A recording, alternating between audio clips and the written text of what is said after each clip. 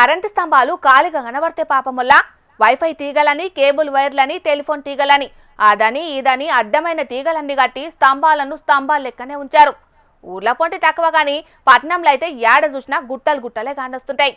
ఇన్నొద్దులు ఎవరు పట్టించుకోలేదు గాని మొన్న రామంత్రపూర్లా కరెంటు షాక్ తగిలి జనం జీవిడ్చెట్టాలకు ఇప్పుడు సర్కారోళ్ళ కళ్ళు ఈ తీగల మీద వాడి కత్తరించుడు కార్యం చాలు చేసిండ్రు. మీరు సుతం చూడండి కట్టింగ్ కార్యం ఏ కారణంగా నడుస్తాందో. హైదరాబాద్ పట్టణంలో ఏ సందులో చూసినా తీగలు కట్ చేసుడు కార్యం జోరుగా నడుస్తుంది. స్తంభాలకు సుట్టలు చుట్టి గుట్టలుగా నల్ల తీగలు కనబడితే పాపం కటింగ్ ప్లేయర్లు పట్టుకొని పట్ట కట్ చేస్తారు కరెంటోళ్ళు. మొన్నట్ల రామంతపూర్లో కరెంట్ షాక్ తోటి పబ్లిక్ జీవిడ్సుట్ల సర్కార్ను పొట్టు అరుచుకున్నారు కదా పబ్లిక్. అత్త మీద కోపం దుత్త మీద అన్నట్టు కరెంటు తీగలు సరిచేసుడు ఇడిచిపెట్టి కేబుల్ వైర్లు వైఫై తీగల అంతు చూస్తారు. చిన్న సీఎం బట్టి సార్ వేసిండట ఇట్లా చేయమని ఆర్డరు.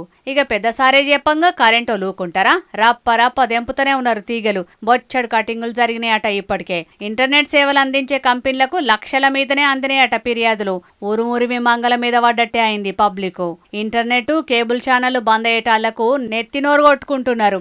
ఆర్డర్ వేసిన సర్కారోళ్ళు మంచిగానే ఉన్నారు, ఆర్డర్ అమలు చేసిన కరెంటోళ్ళు మంచిగానే ఉన్నారు. కంపెనీలకు ఏం పోతుంది? వాళ్ళు కూడా మంచిగానే ఉంటారు.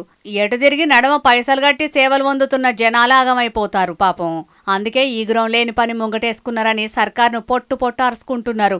ఇండ్లలో వర్క్ ఫ్రం హోమ్ చేసుకునేటోళ్ళకైతే కొలువులే ఊడినాయట పాపం. ఇంకొందరైతే చక్కగా బట్టి సార్కే ట్యాగ్ చేస్తున్నారు. ఆడాడ సీసీ కెమెరా రికార్డులు కూడా నిలిచిపోయినాయట. ఇక ఇట్లయితే దొంగలకు కూడా సందన్నట్టేనాయి. అయితే సర్కారోళ్ళు కేబుల్ ఛానళ్లు నడిపేటోళ్లకు వైఫై సర్వీసులు ఇచ్చేటోళ్లకు ముందుగానే చెప్పిరట తీగలు తొలగియాలని. కానీ ఎవ్వరు పట్టించుకోకపోయేటాళ్ళకే ఇట్లా చేయాల్సి వస్తున్నదని అధికారులు అంటున్నారు. కానీ కొండ నాలుకకు మందెత్తే ఉన్న నాలుక ఊసిన సాత్రాన అవుతుంది కటింగులు చేయంగా. నిజానికైతే సర్కారు చేస్తున్నది మంచి కార్యమే. కానీ ఇది మొదటి సంది ఉంటే ఎవరికేం తిప్పలు ఉండకపోవు.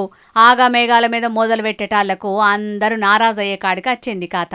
మరి చూడాలే రేపు మాప ఏమైతుందో ఇక.